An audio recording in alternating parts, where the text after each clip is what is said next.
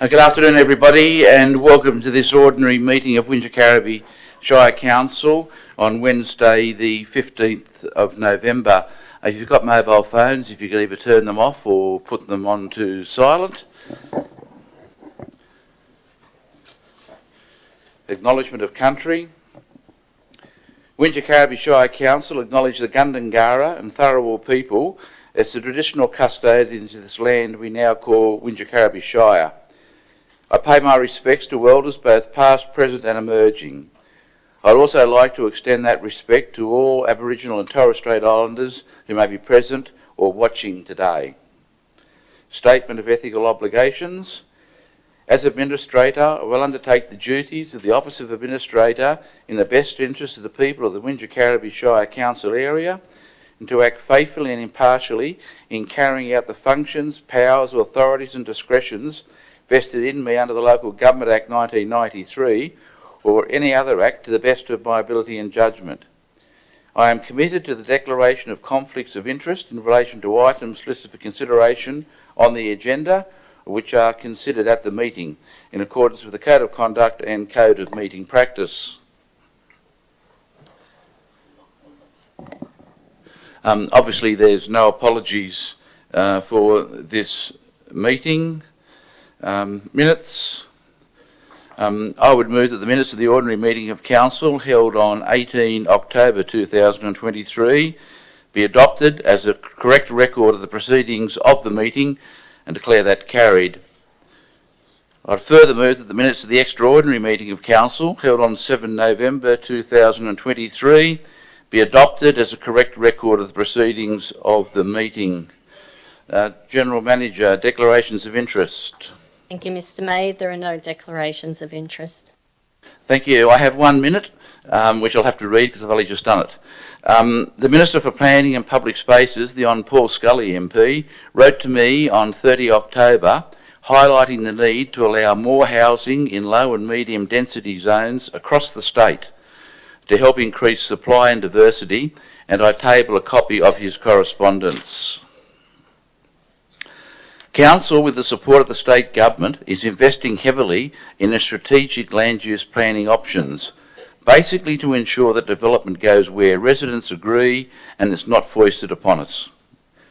Council has already adopted its local housing strategy, which, with the release of the new living areas and improvements to existing density zones, will allow Council's targets to be met, even though we still await the release of the New South Wales Government South, East and Tablelands Regional Plan 2041.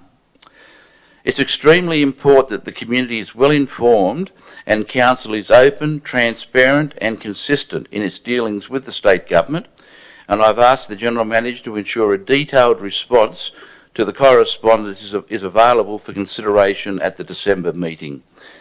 I'd move that the minute be received and noted and resolve accordingly. There's copies of that minute and the letter on the table over there if anybody would like it.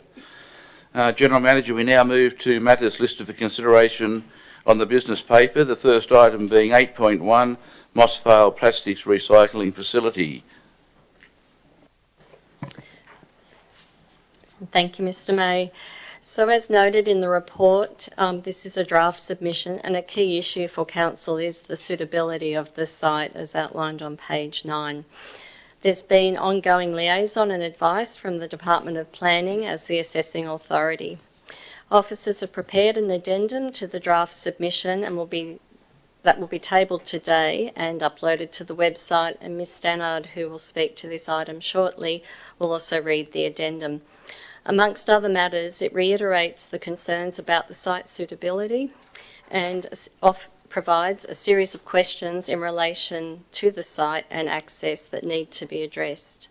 I'll ask Ms Stannard to introduce this item and as the Coordinator Policy and Planning. Just before you do, there was letters that have come. Yes.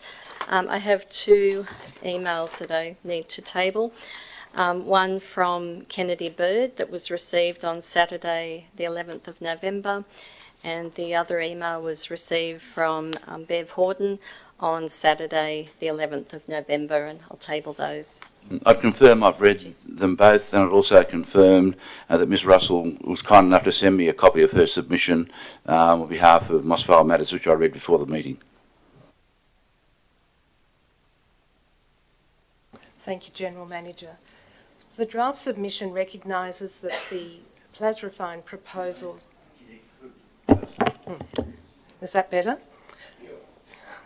The draft submission recognises that the Plasrefine proposal strategic merit certainly aligns with state and regional focus, responding to the emerging concepts of circular economy and green industries. However, although the land is appropriately zoned and the proposal is a land use permitted with consent in that zone, the proposal is considered to compromise the strategic framework of the Ship Master Plan and the Mosel Enterprise Corridor DCP. Its proposed location in the easternmost section of the ship will result in the maximisation of impact on the ongoing functionality of the remainder of the ship due to the high frequency heavy vehicle traffic movements required to maintain the facility, an impact that can only be exacerbated over time as the ship continues to develop. Council's draft submission identified further detailed design and analysis that are necessary to demonstrate the functionality of the site. And since drafting the submission, the Department has advised Council that it can submit a list of specific questions that will be forwarded to the proponent for a response. That response will then be provided back to Council for further consideration and, if necessary, further questioning from Council back to the Department. A draft addendum has therefore been prepared and is tabled. It contains 14 specific questions, primarily regarding access, vehicle movement, infrastructure design and safety considerations. And I'll now read into the record the addendum, the draft addendum. It's addressed to Ms Emma Barnett at the Department of Planning and Environment. It is Council's position that while the proposal may have strategic merit at the regional and state level with the emerging circular economy and green industries, the proposed location is fundamentally inappropriate. The existing and emerging local planning framework envisages employment uses that are responsive to sensitive receptors and land uses. The proposal compromises this strategic planning work with the Ship Master Plan, where the site falls within a transitional area where low-intensity uses are envisaged. The proposal is also inconsistent with the existing planning framework of the Mosel Enterprise Corridor DCP. Community sentiment is clear, and it is important to listen to that sentiment as the Department of Planning and Environment builds trust around emerging industries in the circular economy and the green economy space. There is a broader objective to take our communities on the journey with us in building trust and consensus around this significant policy area. In response to your advice that Council should provide a detailed list of all outstanding questions that can be forwarded to the proponent for a response, Council provides the following request. Regarding the potential relocation of the existing level crossing on Collins Road and Douglas Road, 1. Provide road cross-sections along the road at all change locations to enable an understanding of those dimensions shown on the plan. 2. Provide dimensions such as lane widths, curve radius and distance of the hold line from the rail line. 3. Provide turning paths that show heavy vehicles can negotiate the tight bends, easily clear the railway line, and that the driver will be able to see clearly in both directions when stopped at the railway level crossing hold line. 4. Show the proposed arrangement of the priority road with details of give way or stop locations for Collins Road, Douglas Road and the new level crossing. 5. Provide current traffic count data for turning movements at Taylor Avenue, Berrima Road and Douglas Road, Berrima Road to show the increase in turn movements due to the development. 6. Provide traffic count data for heavy vehicles currently accessing Douglas Road and show the increase in heavy vehicle movements along Douglas Road due to the development. 7. Demonstrate how these road lane shoulder widths comply with Ost Road requirements. For example, 1.5 metre shoulder width. 8. Confirm the provision for curb and gutter along both sides of these roads. 9. Confirm the provision of footpath on the side of these roads. 10. Provide relevant plans for drainage pits and pipes along these roads. 11. Demonstrate how these proposed roads would impact stormwater flows from one side to the other side. 12. With regard to 11 above, if there are any impacts, how these would be mitigated. 13. What signage will be used to show that this access is for the Plasrefine site and advanced warning of trucks turning. 14. How will ongoing maintenance of this level crossing facility be negotiated between Boral and Plasrefine? It is Council's understanding that the proponents' responses will be forwarded to Council for review and, if necessary, further clarification prior to the assessment of this matter proceeding further. Should you require any additional information, please contact Mr. Dennis Kilich, Executive Manager Strategic Outcomes, and the contact details are provided. That it? That's it. Thank you. Look, it's almost here we go again. The council rezoned this land years ago, did nothing, and we're now in this situation. What worries me enormously is that in trying to address the land use in the ship, which I think will actually have more housing as well as commercial and residential, if this gets approved, we might as well give up because the precedents are set. You cannot blame the current administration or myself for this. It's the former council yet again. And it's shameful, but anyhow, it's a reality. We've got to address it. Ms. Stannard, a question I have is that the extra information you put into the addendum, which I thank you for, and also thank you and Mr. Ryan and the General Manager for all the time we spent out on site this morning. What worries me is that the road between Berrima Road and Collins Street, I think it is, isn't it? It's all been redone. When that site is fully developed, how, in a town planning sense, how do you address traffic counts? It's not much out there at the moment, but you see what I'm getting at. If the movements they're suggesting, when that site is fully developed, how do you build that into a question to ask? Well, I think because this site is going first, it's easy to indicate that necessary indicators will be met in terms of performance. But hopefully, as the ship develops and there's increasing pressure on the existing network, the fact that a development like Plasrefine is already generating significant amount of heavy vehicular traffic has already undermined, in a way, the ongoing viability of the infrastructure that's being provided. So that's going to need, with every new development, a reassessment of the existing impacts as well as the future impact of any new development. But they shouldn't get a free hit. If it's done properly and strategically, all these things are addressed in a plan. And what I'm trying to say is, as town planners, can you give me a condition to put on this as well?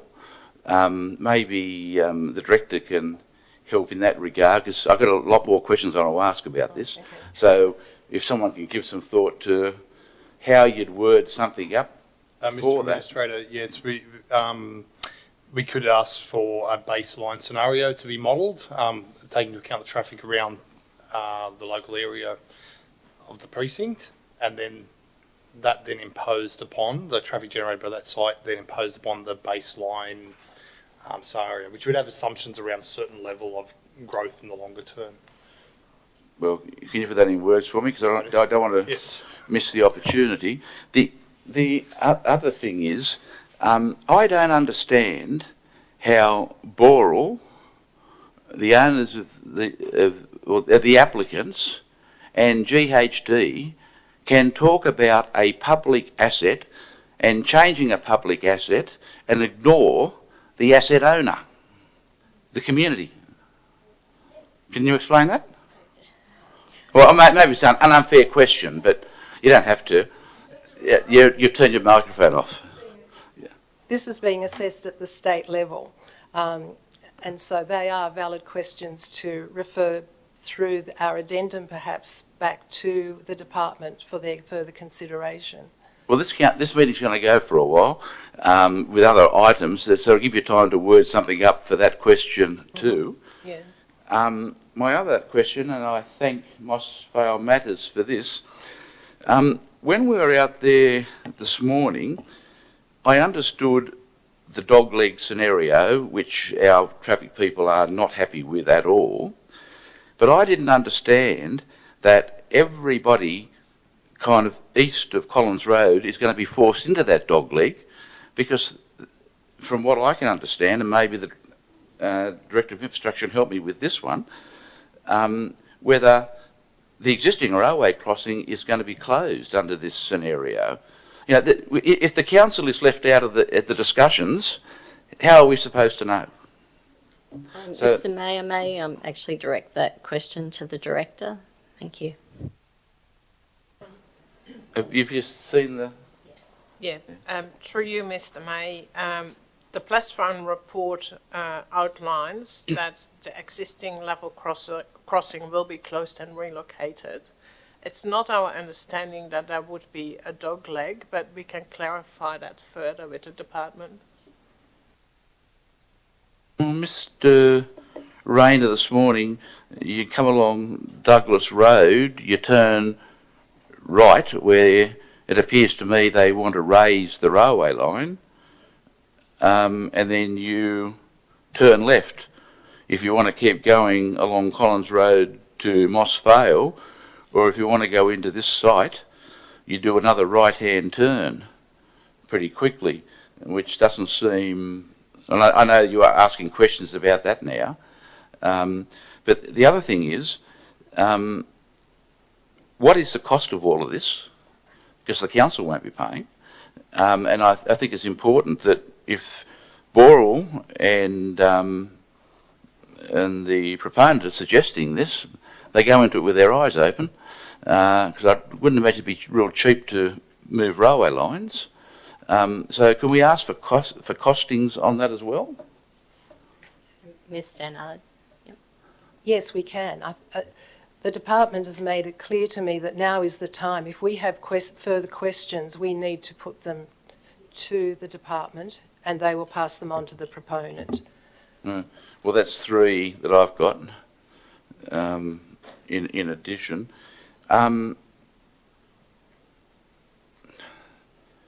I think that was about all I had. Look, I've drafted up an additional recommendation, which I don't know whether, because I was doing it quite late, if you got it or...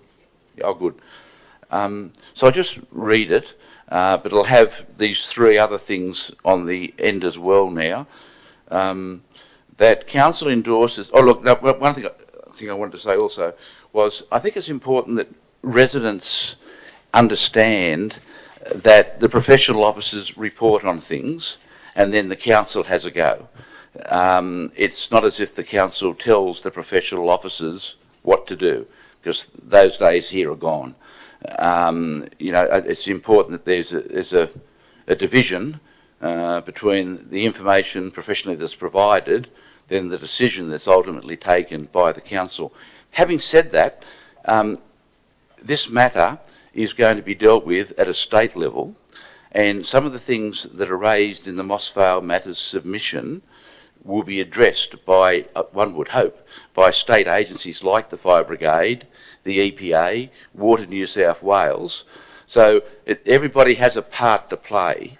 And, you know, I know there's been some criticism of the council report, but I think when it's read carefully, which I did on the weekend more than once, that it's a good base to start where we're going with this, but it's not a political document, it's a professional document, and I think that's important for everybody to understand. Having said that, I don't know if you've written the extra 3, have you? Well, let me do this, and then we can work from there. That council endorses submission prepared by the professional officers and the addendum dated 16 November, and add the following further points. A, that council opposes the proposal in its current location and form. B, that, as noted by the officers' report and addendum, the proposal is not consistent with the existing Mosel Enterprise Corridor Development Control Plan and the planning for the Southern Highlands Innovation Park, Phase 1 Master Plan, which identifies the site for innovation and business park uses.